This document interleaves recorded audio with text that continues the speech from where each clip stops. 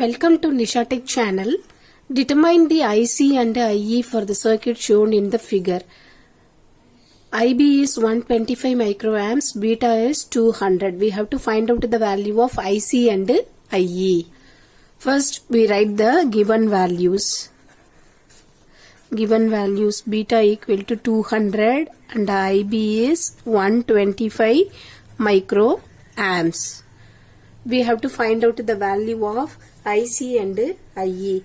IC is nothing but beta IB. We write the formula. First we find out the value of IC. IC is equal to beta into IB. We know the values of beta and IB. Beta is 200. IB is 125 microamps, which is equal to 25 milliamps.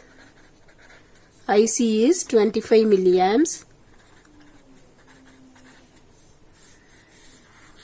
Then we have to find out the value of IE. IE is equal to IC plus IB.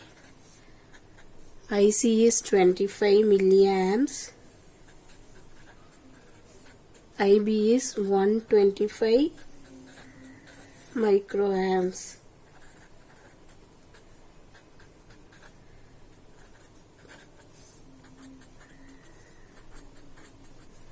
IE is equal to 25 milliamps.